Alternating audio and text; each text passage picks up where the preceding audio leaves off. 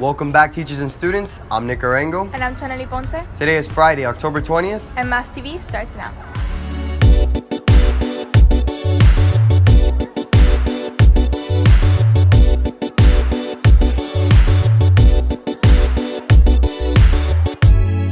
Last week, we hosted our third annual sock hop in partnership with the Live Like Bella Foundation to help raise money and aid in the fight against pediatric cancer.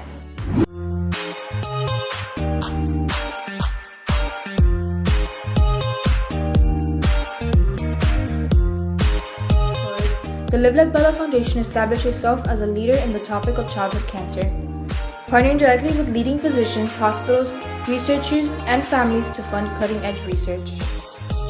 I'm sure many of you understand the story and why we're raising money through that sock, but no one's going to tell you the story or where this money is going to better than Bella's dad. So do me a favor and welcome Raymond Rodriguez Torres to our school.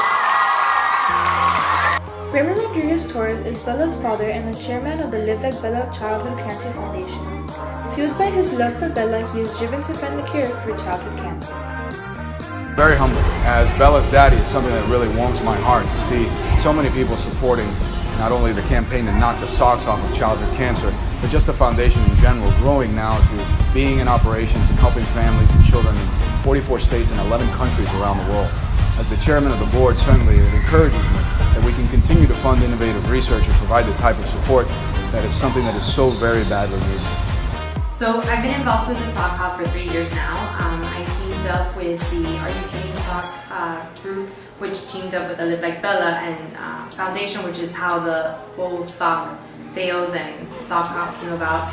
I help by selling the socks here at school. I organize all the activities that go along with the sock hop. Basically, I do everything that is involved with raising the funds to help raise awareness and funds for pediatric cancer. So that's why it's so important that people support awareness around pediatric cancer, organizations like Live Like Bella and others, so that we can continue to fund cutting-edge research. Although Childhood Cancer Awareness Month is now over, you can still help in the fight against pediatric cancer. Whether you donate money, time, or service, any small act can and will make a difference in the lives of children fighting cancer. This week, in honor of Hispanic Heritage Month, we highlight those students who emulate positive qualities such as a strong work ethic and are characterized for their focus and commitment to quality in our Hispanic community. The months of September and October represent a very important time of year for many Hispanic individuals. As our school takes pride in celebrating Hispanic Heritage Month, Mass About Mass will spotlight a senior coming from Hispanic background. I'm Isabella Martinez, and this is Mass About Mass. Despite having come from Cuba with no prior knowledge of English, Alejandra was placed in classes that didn't cater to that. She was the only student in all of her classes who couldn't speak English as well as others, but she still excelled. The teachers in Cuba are really strict because we have many classes. It was around 14, including the academics and the dance classes. And well, they are also strict, and they have helped me a lot with since I came from Cuba and I had to settle here, and it was really good. It's been a pleasure to have Alejandra in my class for the last 3 years since I started working here. From the minute I came in, I heard we had a beautiful ballerina. I was very excited to see her since I am the ballet teacher. So she's always been a star student in my class in that aspect. She's a very hard worker. I know that outside of dance, she also works a lot with the daycare, which is right by my classroom. So I always see her in there with the kids, and that just proves that she's always willing to go above and beyond. She's always helping other departments here in the school. Everyone has something nice to say about her, and every time she's in my class, even if she's outside of her comfort zone because we're doing something other than ballet, you can tell that she's always really trying and giving it 100% effort. Alejandra is a very dedicated student. She's very soft-spoken. She struggled with the language naturally. She had not been here that long. But considering and taking all of that into effect, I think that she would go home, she would work. She never acted like the fact that language was a problem for her. She did not use that as an excuse. As a matter of fact, we were reading Romeo and Juliet, and she wanted to participate. We were doing it as a reader's theater, and she wanted to be Juliet for parts of it. And so I think that that's wonderful. I think that she is a wonderful student. I think that she is dedicated. I think she's hardworking. I think she put forth 100% of her effort and never let the fact that she wasn't fluent affect her efforts. Coming from Cuba and already having a passion for dance, the language barrier didn't stop Alejandra from continuing where she left off in her home country. What would usually be an obstacle for most of us was nothing but a challenge to her. As I was little, the first movie I kind of saw was Swan Lake. It was ballet, and then that motivated me when every time I watched it, I danced in front of the TV, and also watching YouTube videos of ballerinas and everything. Along with these motivations, an important aspect of being included is forming friendships. Friends have helped Alejandra feel more welcomed and comfortable in this unfamiliar environment. Well, when I came here for the first time, I met Michelle. She was the first one I met, and she helped me make friends, know everyone, and she told me about the dance magnet, and it was really fun. My name is Michelle. I'm in 12th grade, and I know Alejandra. She's one of my closest friends. We met 2 years ago at boot camp, and when I had classes with her, I really looked up to her. She's an amazing dancer. She still is. She has beautiful technique. We like a lot of the same things. We have a lot of the same shows in common. She's a really sweet girl. I've known her for only 2 years, but these 2 years have felt like a lifetime.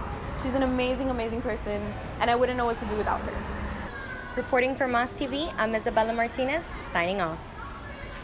This week, Nick and Jason are back with a brand new challenge on Rango versus Reese. What's going on, guys? Welcome back to a brand new episode of Rango versus Reese. I'm Nick Rango, that's Jason Reese, and we're here with Samantha Cornell. Samantha Cornell was the one who decided for us to do the Chubby Bunny Challenge, which I won. Finally, Jason won a challenge. Thank you very much for that one. So she's gonna pick which idea we're gonna do next. This week's challenge is Whisper Challenge from Sofia Posada. Whisper Challenge? So that's why we put the headphones on, right? Yeah. We can do that, right? We can do anything. We do any challenge, bro. No limits. Not anything. Okay, let's go do Whisper Challenge. All right. Thank you, Samantha, for your participation. All right, so we're here in our location, and we're gonna be doing the Whisper Challenge. So Jason's gonna go first. We're gonna get 3 phrases each. I gotta say a phrase, he's gotta try to guess what it is. He's gonna say his phrases, I gotta try to guess what it is. Whoever guesses the most phrases wins. Can you hear me? Tell me when you're about to start. Oh, okay. Cabbage and lettuce are the same thing. You gotta move your mouth more. I don't know what you're saying. Cabbage and lettuce are the same thing. There is a basement underground. I hit a 3-peat on a Rango versus Reese. This is harder than it looks. This is very hard. I hit a 3-peat on a Rango versus Reese. I don't eat pizza on a Tuesday night. No, not. Oh, no? No. Was that close? No. Oh. Not at all. You're the fastest runner ever at Braddock.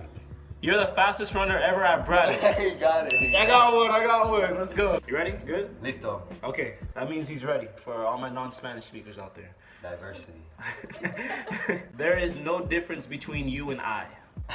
What? There's no difference between you and I. Yes, he got it. Okay, good. Dinosaurs eat chocolate on Wednesdays.